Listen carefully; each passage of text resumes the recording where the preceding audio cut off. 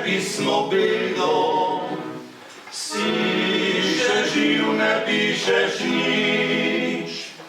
Pismo ogrskom deželo, ključku nese droben ptič.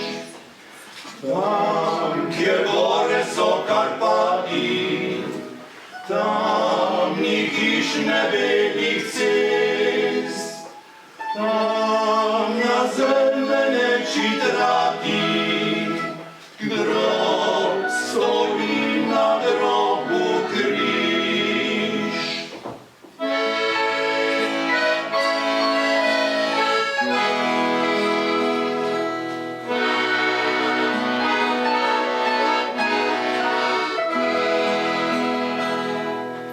Tam se drobni ptič ustavi, pismo bilo ispusti, vjetar zašumi po travi, grob pa tiho govori. Reci mamici preljubi, da mi je prav dobro tu.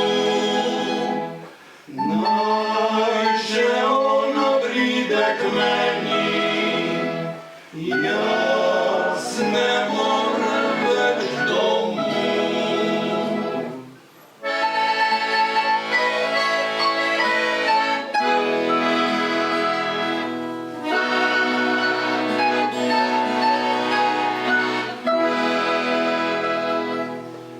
Mati čaka, čaka, čaka, kje si tako dolgo bil? Mali ptiček pa zaplaka, mati, mrtev je tvoj sin. Mali ptiček pa zaplaka, mati, mrtev je tvoj sin.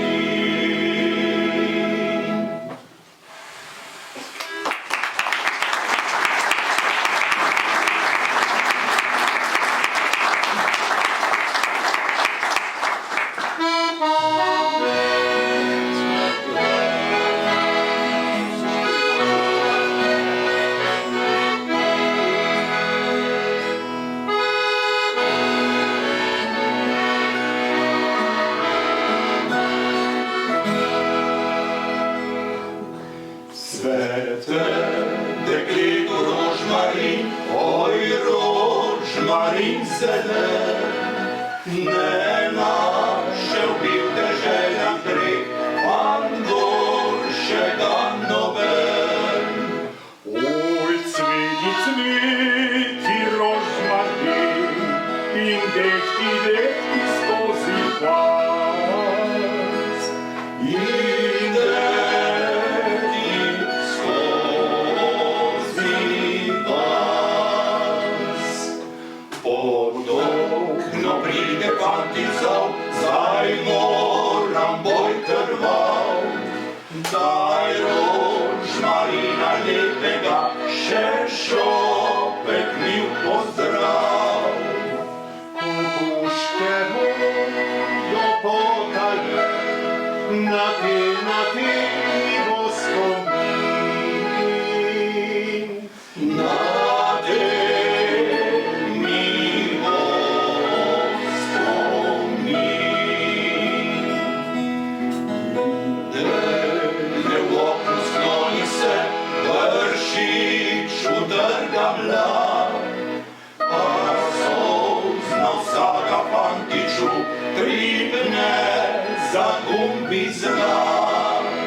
na rožmarinček, fantič moj, ker ljubim te srčno. Ker ljubim te srčno.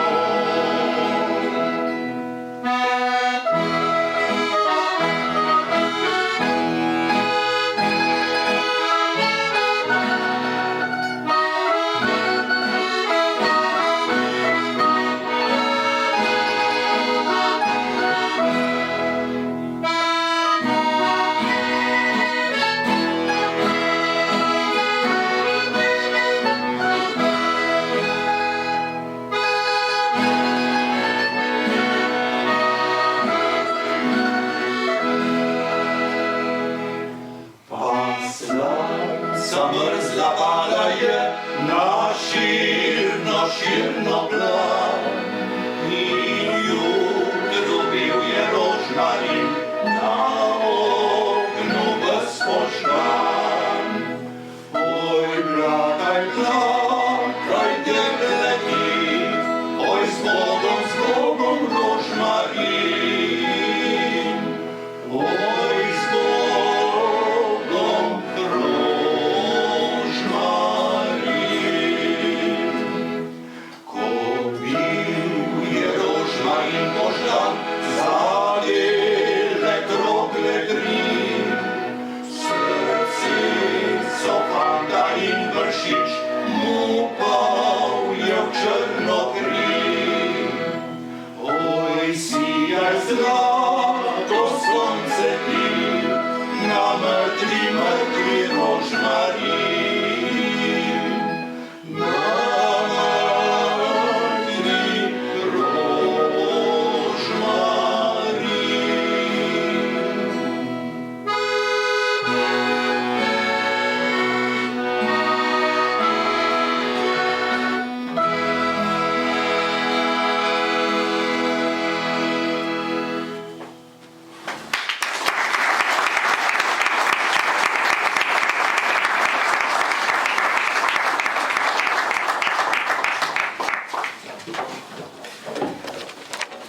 Spoštovani župan občine Pivka, gospod Robert Smrdel, spoštovani župan občine Sežana, gospod Andrej Sila, spoštovani kancler Slovenske asociacije suverenega malteškega viteškega reda in predsednik društva Malteška pomoč Slovenije, gospod Roman Vučank, spoštovani poveljnik društva Malteška pomoč Slovenije, gospod Franci Bukovnik, spoštovani namestnik veleposlanika Slovaške republike, Your Excellency Peter Bak, spoštovani mađarski obrambni ataše, dir kolonel Laszlo Kaputa, spoštovani profesor dr. Ludvik Toplak, predsednik fakultete Alma Mater Europaea, Evropski center Maribor in nekdani diplomat ter predsednik družbeno-političnega zbora skupščine v času osamosvojitve, spoštovani profesor dr. Janez Bogataj, spoštovani načelnik vojaškega vikarijata Slovenske vojske, gospod Matej Jakopič, spoštovani avtor makete, gospod Franci Pogačar, spoštovani predstavniki mesta Mota di Livenza, gospod Enrico Flora in predstojnik tamkajšnjega frančiškanskega samostana, pater Mario Favreto, spetabili rappresentanti di città Mota di Livenza, signore Enrico Flora, e rettore del monastero francescano del luogo, padre Mario Favreto, cenjeni Krašovci, Kosovelci, dragi prijatelji. Lepo pozdravljeni vsi skupaj na odprtju razstave o avstro-ogrski vojaški poljski bolnišnici Feldšpital 808 in predstavitvi makete kapele, ki je nekoč predstavljala jedro te bolnišnice v Kosoveljah. V slovesnost so nas uvedli naši fantje, vokalno-instrumentalna skupina, ki jo bomo danes še slišali in kasneje tudi predstavili. Hvala, fantje. Bolnišnica Feldšpital 808 je bila vzpostavljena že na srbski fronti, kmalu po začetku vojne, a je bila po italijanski vojni napovedi prestavljena na soško fronto. Že v juliju 1915 je s kapaciteto 200 postelj stala v Škrbini na Krasu. Bila je dodeljena 7. korpusu in zagotavljala oskrbo bolnim ter ranjenim vojakom z dobrodopskega bojišča kot enega najhujših odsekov fronte. Ko se je po 6. soški bitki v avgustu 1916 frontna črta premaknila proti vzhodu, se je bolnišnica znašla v dometu italijanskih topov in nemudoma so jo premaknili v Štanjel. Šlo je le za začasno namestitev, saj so že konec novembra 1916 začeli z urejanjem terena in postavljanjem vojaške bolnišnice pri Kosoveljah. Vojaška poljska bolnišnica Feldspital 808 je na novi lokaciji začela delovati v aprilu 1917. Bolnišnični kompleks je sestavljalo 9 zgradb, 4 barake za ranjene in bolne, baraka za okrevanje, oficirska baraka, očesna klinika, baraka za obolele s hemoroidi ter kuhinjska baraka. Bolnišnica je imela kapaciteto 170 postelj. Po preboju fronte v oktobru 1917 se je bolnišnica preselila v frančiškanski samostan v mestu Mota di Livenza 40 km severovzhodno od Benetk, kjer je ostala do konca vojne. Tudi na Feldspital 808 bi verjetno že zdavnaj legel prah zgodovinske pozabe, če ne bi pred vasjo Kosovelje stali ostanki imenitne kapele, ki je bila postavljena sredi bolnišničnega kompleksa. Prav ti, zanimanje vzbujajoči zidovi, so desetletja ohranjali spomin na pestro zgodovinskega dogajanja na tem območju. Pomemben delež zdravstvene oskrbe v Feldspitalu 808 je nosil malteški viteški red. Vloga tega častitljivega reda pri skrbi za ranjene in bolne vojake v zaledju Soške fronte je pri nas še skoraj neobdelana ter premalo poznana tudi v strokovnih krogih. Prav zato smo za slavnostnega govornika na tej slovesnosti povabili veleposlanika suverenega malteškega viteškega reda v Republiki Sloveniji, njegovo ekscelenco kneza Marijana Huga von Windischgrätza, ki pa so ga nenadejane obveznosti zadržale v Rimu. A z nami je danes kancler Slovenske asociacije malteškega viteškega reda, gospod Roman Vučank, ki ga prijazno vabim k govornici. Prosim.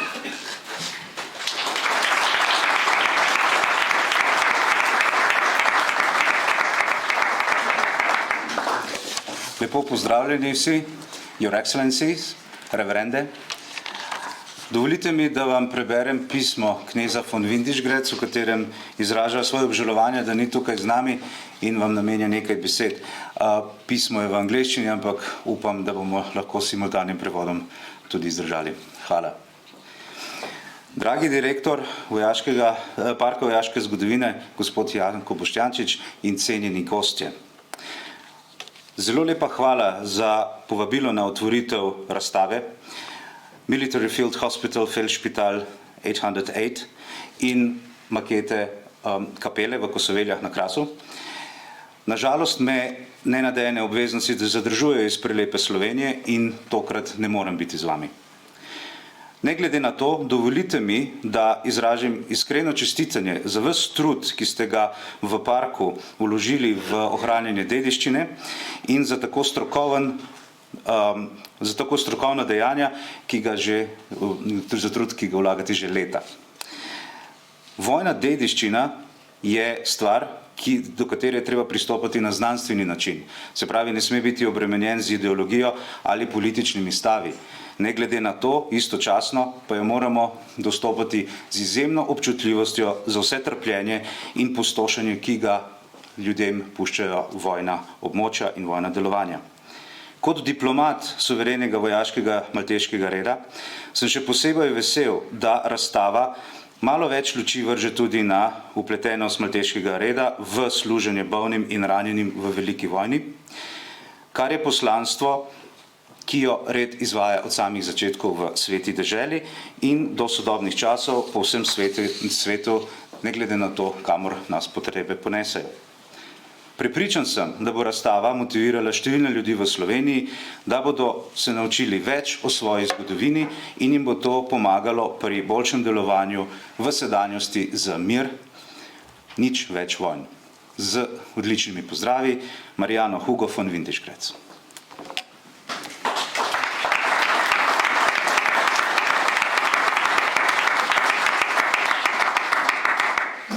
Dovolite še nekaj besed z moje strani, to bom kar prebral. 21. avgusta 1914 sta sanitetna vlaka A in B suverenega vojaškega malteškega reda z Dunaja odpeljala proti Subotici v današnji Vojvodini v Srbiji pod poveljstvom kneza velikega priorja Češke in Avstrije Bajlija fra Rudolfa grofa Hardek. Cesarsko-kraljevemu štabu se je javil z brzojavko.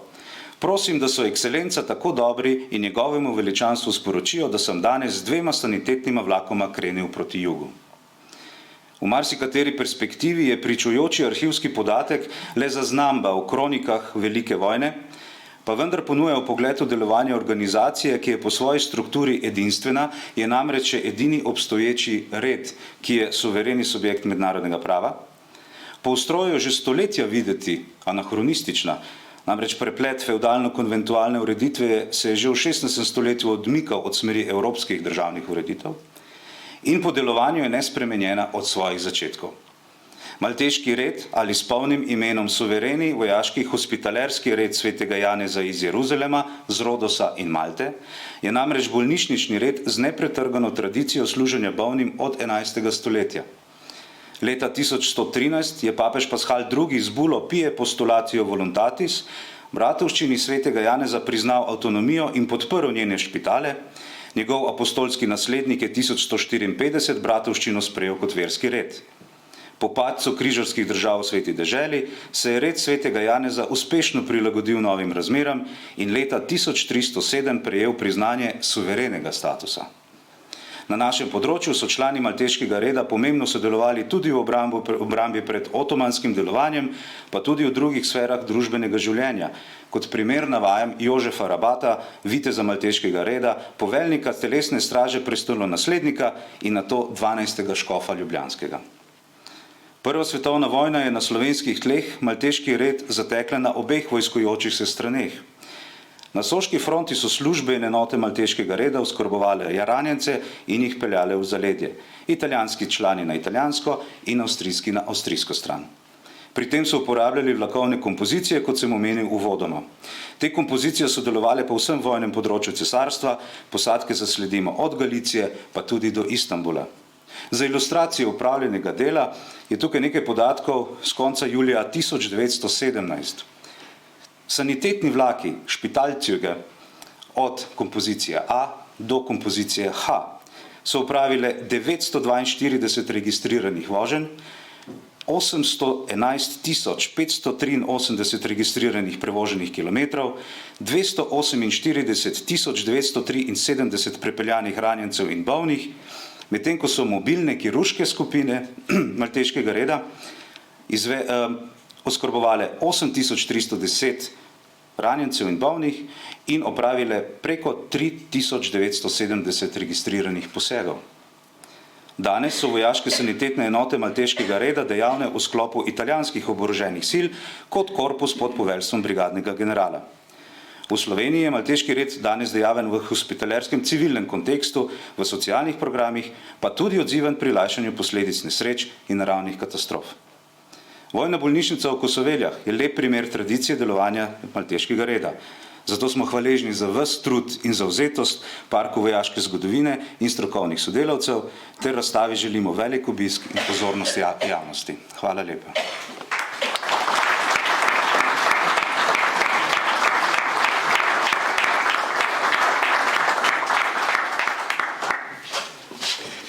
Hvala, kancler. K naročilu makete in pripravi razstave nas je spodbudila velika zavzetost Krašovcev, zlasti vaščanov Kosovelj, da bi obudili zgodovinski spomin na dogajanje v okolici njihove vasi v času Prve svetovne vojne ter obnovili kapelo, ki je bila po Drugi svetovni vojni podrta. Poosebljenje teh idej je gospod Dušan Luin iz Kosovelj. Brez njegove vztrajnosti in nalezljivega navdušenja nas danes ne bi bilo tukaj. Gospod Dušan, beseda je vaša.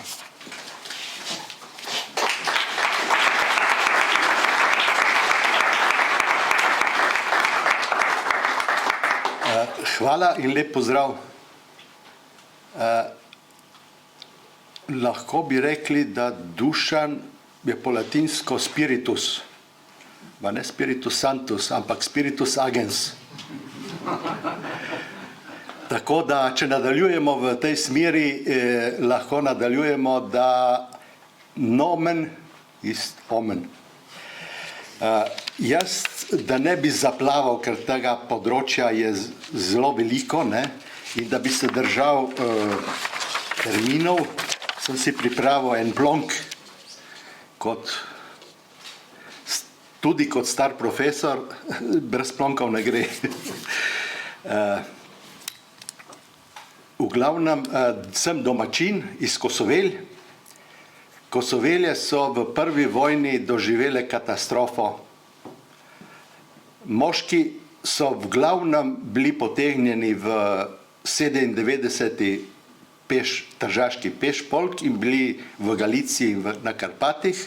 Nekateri so bili celo na vseh treh frontah, nekateri tudi v ujetništvu.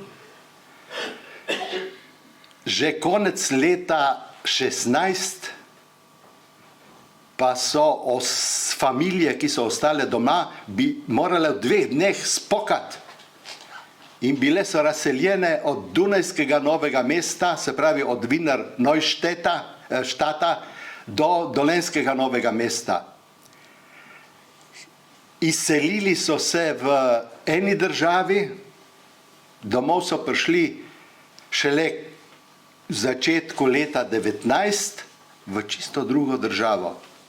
Mal zbegani, ampak tako je bilo. Vas Kosovelje, zakaj so morali iti proč? Ker vas Kosovelje je bila spremenjena v sanitetni center. Na severu je šla železnica Dutovlje-Kostanjevca, na jugu so zgradili to veliko bolnišnico, poljsko bolnišnico, Feldšpital 808.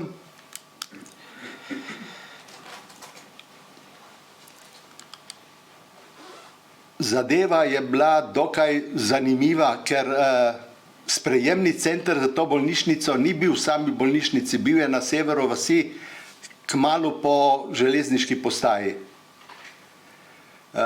Tam so odločili, kateri bolnik gre v zdravljenje in kateri ne. Tako da to je bilo zelo zanimivo. Iz vklesanih tabel vidimo imena, kdo je bil tam arhitekt, tako da vemo, da je bil arhitekt Imre Novak, da mu je pri gradnji pomagal inženir Šlehta. Poznamo tudi imena zdravnikov, glavnega zdravnika, komandanta. Kot smo slišali, je za bolnišnico skrbel Valteški viteški red.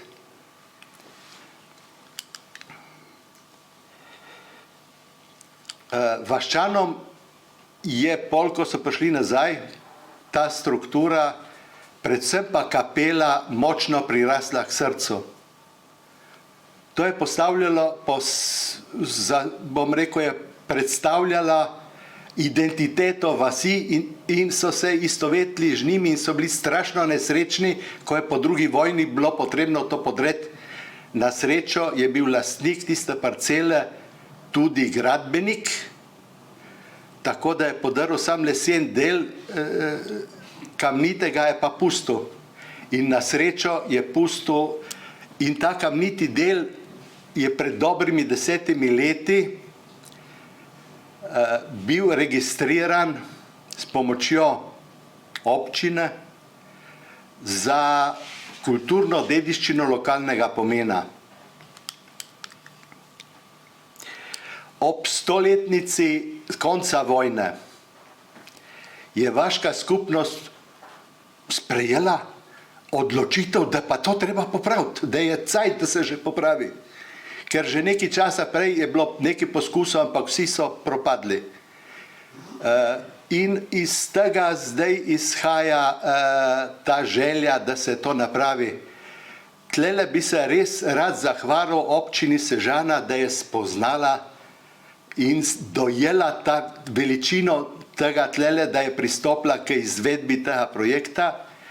In predvsem bi se pa zahvalil Parku vojaške zgodovine iz Pivke, da je dojel vso to veličino tega dogajanja in pomena in enkratnosti te kapele, tega spomenika, ki je dejansko res nekaj posebnega.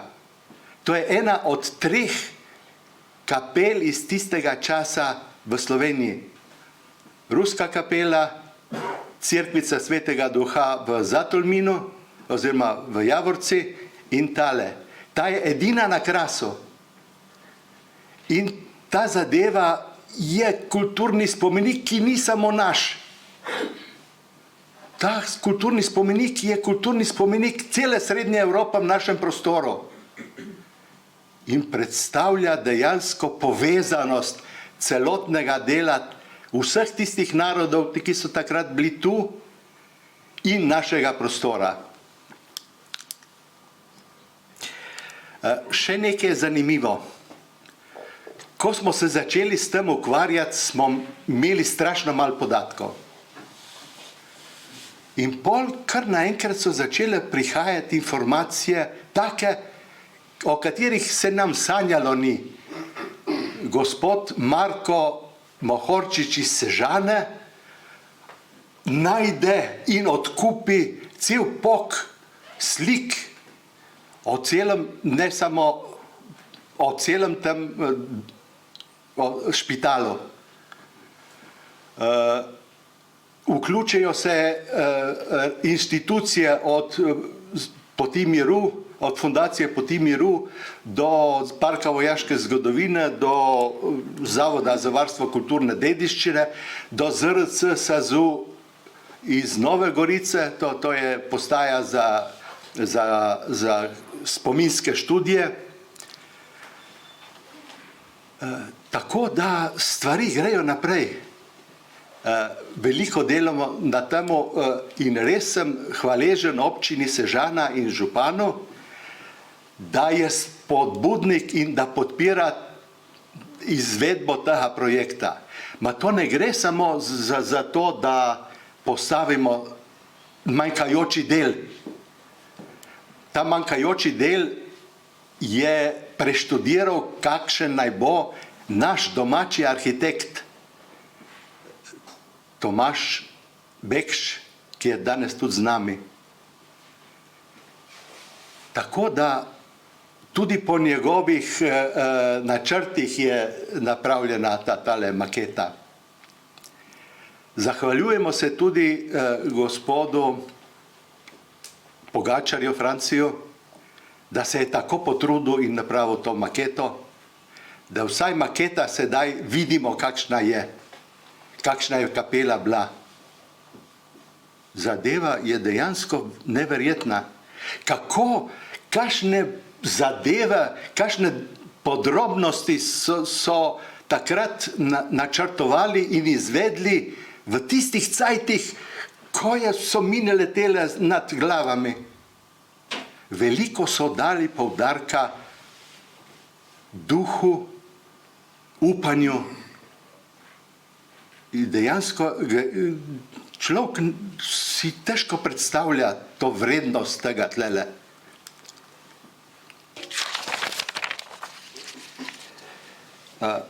Do sedaj smo pripravili tudi že par posvetov, zakaj, kako izvesti ta projekt, tako, da bo obdržal v celoti to memorialno noto in da bo istočasno tudi v korist sedanjim in prihodnjim rodovom. Moram povedati, da morda se mi premalo zavedamo, vendar memorialni element ima izjemno moč v ljudeh.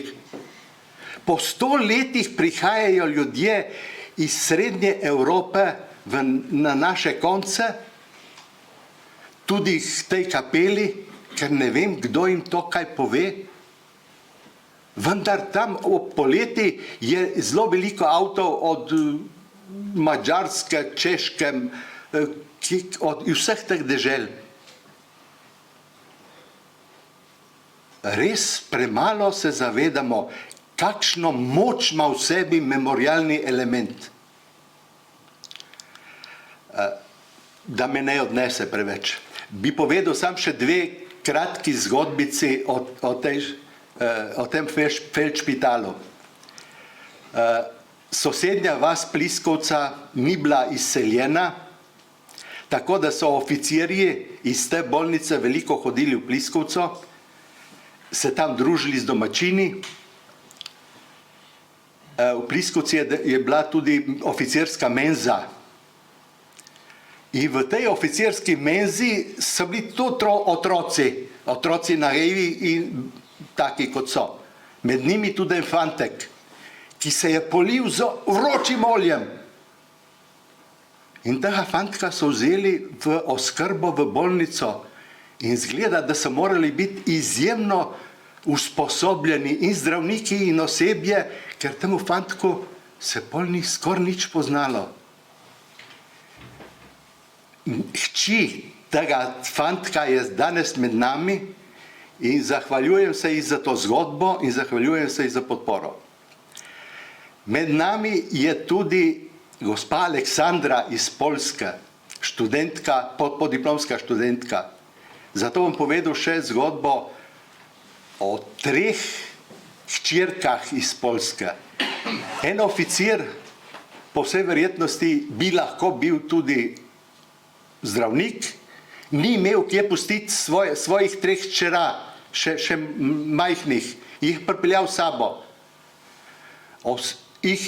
Naselili so se pri edini družini, ki ni bila izseljena, oziroma to je bil samo par, starejši par, ki je skrbel za ta 3 otročke, 3 dekleta, ves čas, ko je bila bolnišnica tu, in tudi, ko se je bolnišnica premaknila in je oče odšel.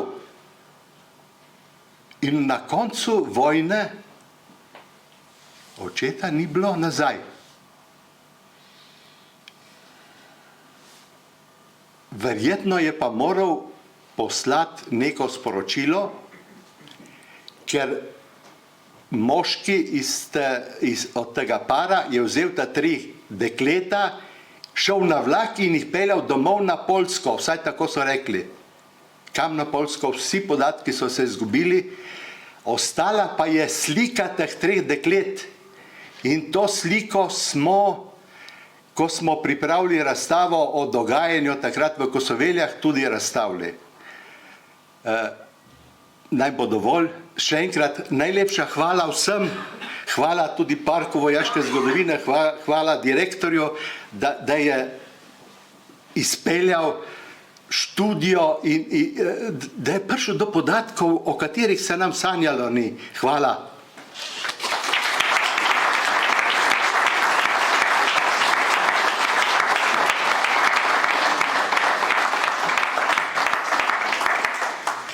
Hvala, gospod Lojin. Poleg zanesenjaštva domačinov nas je k temu projektu spodbudila tudi pripravljenost gospoda Francija Pogačarja iz Polja v Ljubljani, ki je potem, ko je končal izjemno maketo Cerkve svetega Duha v Javorci, ki je danes v Tolminskem muzeju, iskal nov izziv. Z našo pomočjo ga je našel v tej kapeli feldšpitala 808. Projekt izdelave makete je bil zelo zahteven, saj originalni objekt ne stoji več. Dejansko se dolgo ni vedelo, kako je sploh izgledal, ker ni bilo nobene poznane fotografije kapele iz časa Prve svetovne vojne. Na veliko srečo je gospod Marko Mohorčič, kot je bilo že povedano, znan in uveljavljen zbiralec fotografij ter razglednic iz Sežane, po spletu srečnih naključij leta 2011 v Nemčiji odkril album fotografij enega od častnikov ali zdravnikov iz feldšpitala 808 in ga odkupil. Zbirka fotografij je dala odličen vpogled v delovanje bolnišnice in tudi izgled bolnišničnih barak ter same kapele v Kosoveljah. Prav na podlagi fotografij in terenskih izmer je arhitekt Tomaž Bekš iz Kosovelj narisal natančen načrt kapele, ki je bil podlaga za izdelavo makete.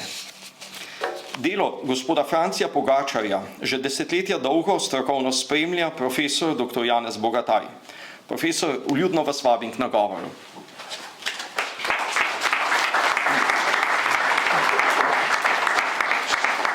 Spoštovane dame, spoštovani gospodje, ko sem se peljal proti Pivki, sem razmišljal, kaj bom povedal. in ne morem si kaj, da ne bi najprej nekaj osebnega povedal.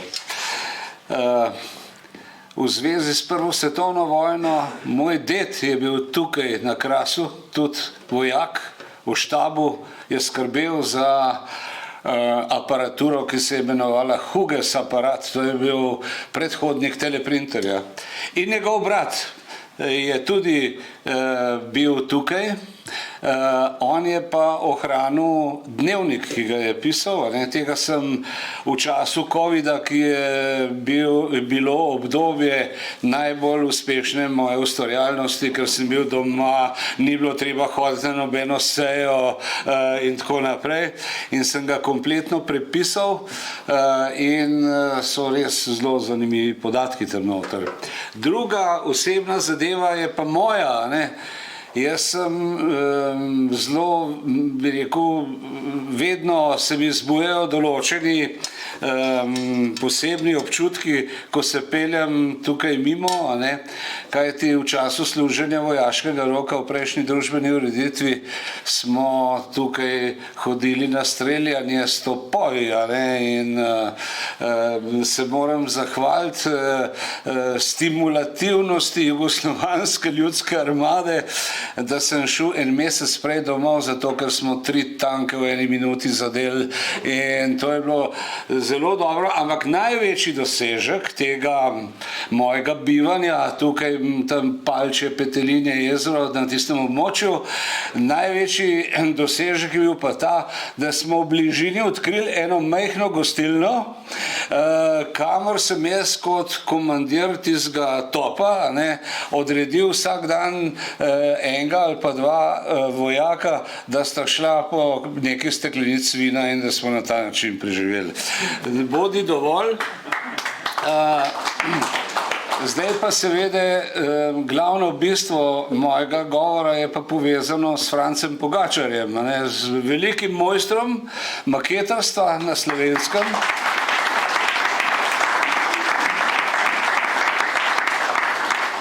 Spominjam se enega od najnih prvih srečanj, obiskal sem ga v Polju in je imel delo en kozolc. On je namreč začel s kozolci, in sicer je bil to kozolec z kamnitimi stebri, kakršni so značili recimo na Cerkljanskem in pa v zgornjem delu Škofjeloškega hribovja. No, in nastopilo je vprašanje, kakšna bo pa kritina. Originalna kritina je iz slamov bila uresničena. In s Pogačarjem smo imeli debate, sem rekel, to ste odlično pomanjšali in tako naprej, uporabili ste izvirno gradivo in tako naprej. In na kar me on pravi, a moram pomanjšati tudi slamo? Sem rekel, točno to. Tudi slamo je treba pomanjšati, kajti na tem področju delajo največje napake razni taki in drugačni maketarski mojstri. Recimo se spominjam, pred leti smo ocenjevali enega takega mojstra, ki je namesto kritine uporabil kar smirkov papir, ali pa glas papir, Skratka, strešne kritine so vedno problem. In Pogačar je bil seveda tako natančen, da je potem se napotil v gozd, našel neko zelo tenko travo, ki je bila ustrezna, bi rekel, po pomanjšavi slami, in iz tega naredil kritino. Skratka, Nemci pravijo, hudič leži v detajlih, in to je največja vrlina mojstra Pogačarja. Pogačar seveda se vedno obda tudi s določenimi strokovnjaki. To se mi zdi naslednja zelo pozitivna stvar. Tudi pri tej kapeli iz Kosovel je sodeloval z arhitektom, ki je naredil rekonstrukcijo te kapelice. Skratka, potem Jernej Bortolato, en najbolj znanih slovenskih kamnosekov, delu je sodeloval pri kamnitem delu te kapelice, skratka, to je, bi rekel, rezultat Pogačarjevega odnosa in pa, bi rekel, ene metode, ki je v Sloveniji tako značilna, ker posamezniki mislijo, da vse sami znajo narediti. Ampak on ve, da so določeni strokovnjaki za posamezna področja in z njimi sodeluje. Največji obseg Pogačarjevega dela predstavljajo kozolci. Lahko rečem, da je naredil vse temeljne tipe kozolcev na Slovenskem. Žal so še vedno na podstrešju njegovega doma spravljeni in mislim, da bi morala slovenska družba kot celota poskrbeti, da ne govorim samo o kulturnem ministrstvu, poskrbeti za to, da ta dediščina najde tudi ustrezno mesto, ki bo seveda dostopno najširšemu krogu obiskovalcev in pa seveda tistih, ki bodo skušali spoznati to gospodarsko napravo, to arhitekturno stavbno dediščino, kajti dejstvo je, da mi smo še zadnja generacija, tako rekoč, ki lahko kozolce spremljajo v živo, čeprav danes iz kozolcev nastajajo gostilne, potem počitniške hiše in skladišča odvečne robe, parkirišča za avtodome in ne vem kaj še vse, ampak to niso več kozolci. Zadnjič sem bil na Dolenjskem, je nekdo naredil iz kozolca gostilno in rekel, mi imamo pa kozolc gostilno, sem rekel, oprostite, to ni ne gostilna in ne kozolc. Ja, kaj pa je? Sem rekel, nekaj vmes zelo čudnega. Kajti, gostilna ima svojo identiteto arhitekture, kozolc ima svojo identiteto, predvsem pa tudi seveda način uporabnosti. Tako da menim, da je ta zbirka Pogačarjevih kozolcev prav gotovo odlična dokumentacija, arhivsko varstvo, mi temu rečemo v stroki, tako kot recimo tudi ta kapelica v Kosoveljah, ki bo očitno zelo pomembno sooblikovala to zbirko Parka vojaške zgodovine in moram reči, da če rečem, da mojstru Pogačarju čestitam, je to skromno. Tle smo v Sloveniji sploh reveži s terminologijo, in z besedo čestitam včasih ne povemo vsega tistega, kar čutimo, da je treba v taki stvari povedati. In res, Pogačar, samo junaško naprej.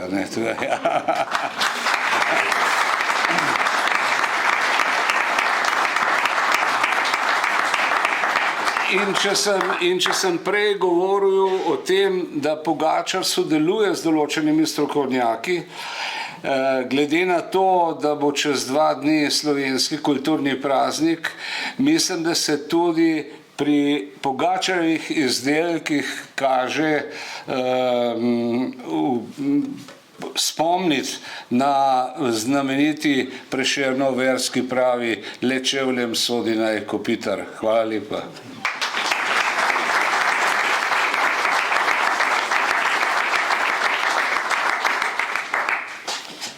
Hvala, gospod profesor. Razstava je s tem tudi formalno odprta. Preostane mi le, da se vsem zaslužnim prijazno zahvalim. A še pred tem bi oder še enkrat prepustil našim fantom. Gre, kot smo rekli, za instrumentalno vokalno skupino, ki jo skupaj držita veselje in ljubezen do ljudske glasbe. V repertoarju pa imajo tudi nekaj originalnih avtorskih skladb. Igor Radovič iz Nabrežine, Ivan Bortolato iz Pliskovce, Zdenko Mravlja iz Brij na Vipavskem, Marjan Kravos iz Ricman in Milan Adamič iz Prečnika, ta danes manjka, prihajajo z obeh strani državne meje. Ter tako na nek način tkejo kulturne in družbene vezi, ki so bile pretrgane več desetletij. Deluje že 7. leto in so posneli že 3 videospote. Želimo jim, da bi polni dobre volje svojim poslušalcem še dolgo delili zakladnice naše ljudske dediščine. 2 pesmi bomo zdaj deležni tudi mi. Naši fantje, prosim.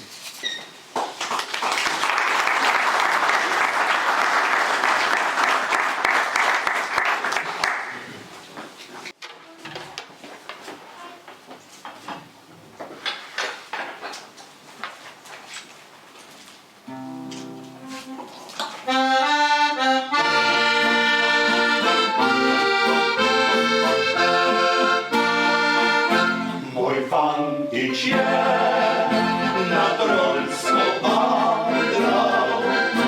Moj fantič je na Trojsko vandral.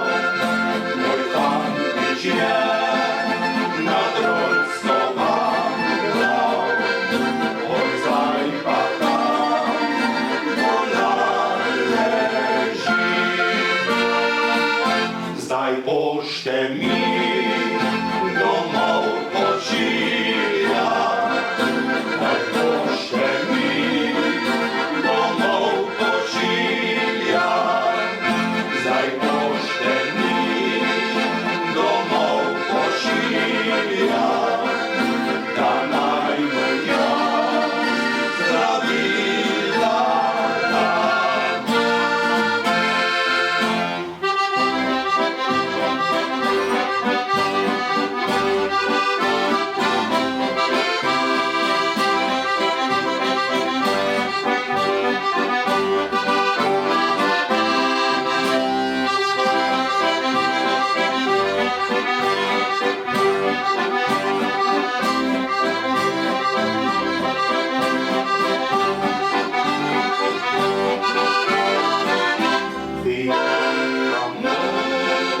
Je uše zdala, Tirolka mu je uše zdala, Tirolka mu je uše zdala, pa naj mu še zdravila da.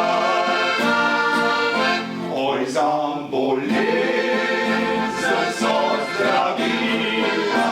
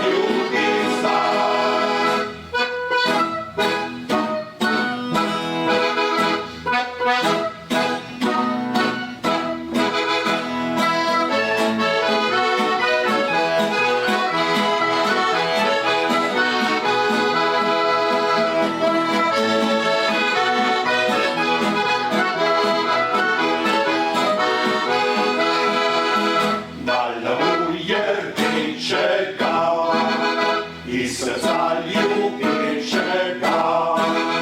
Pa želja ima, pa realika ima, saj mu ga je dala ljubica. Pa želja ima, pa realika ima, saj mu ga je dala ljubica.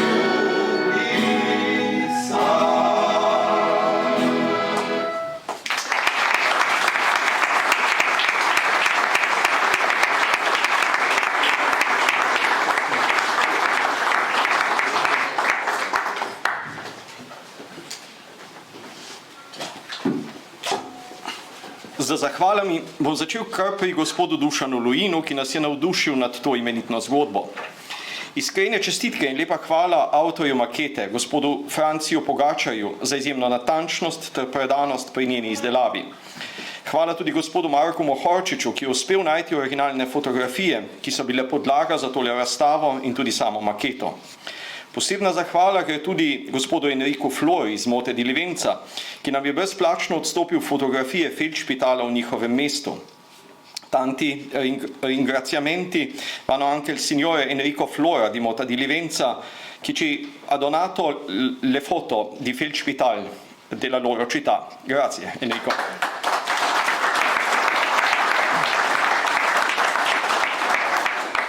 Za fotografijo ostankov kapele smo dolžni zahvaliti tudi gospodu Jerneju Bortolatu iz Pliskovce.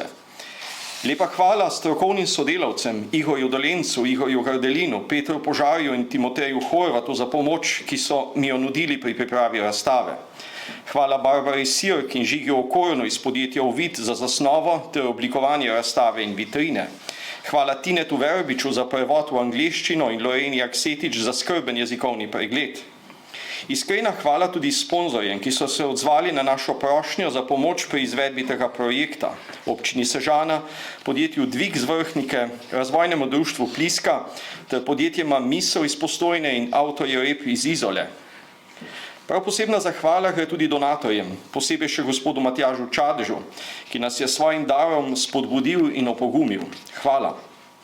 Hvala tudi ustanoviteljici občini Pivka in Ministrstvu za kulturo ter Upravi Republike Slovenije za vojaško dediščino, ki podpirajo delo našega muzeja. Za pogostitev, ki nas čaka, je poskrbel kar Dušan Lujin osebno. Hvala, Dušan. Malce imam sicer slabo vest, Dušanu sem namreč zagrozil, da bomo, če ne bodo Krašovci poskrbeli za pogostitev, pili danes štajersko vino. In očitno je zalegla. Hvala kanclerju Romanu Vučanku in drugim malteškim vitezom ter članom Društva Malteška pomoč Slovenije za pomoč pri organizaciji dogodka. Hvala profesorju Janezu Bogatarju za spodbudo in nagovor. Lepa hvala našim fantom, ki so že pred časom izrazili pripravljenost, da ta projekt podprejo svojim glasbenim nastopom. Še enkrat hvala vsem, ki ste prišli. Želim vam lep dan in bogato praznovanje kulturnega praznika ter meseca kulture. Hvala.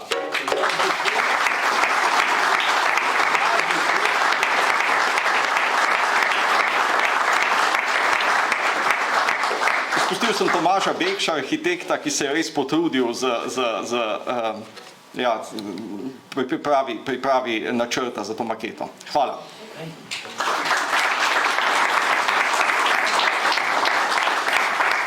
Ste lepo povabljeni, da se pogledate razstavo, maketo od blizu, v sosednjem prostoru pa nas čaka manjša pogostitev.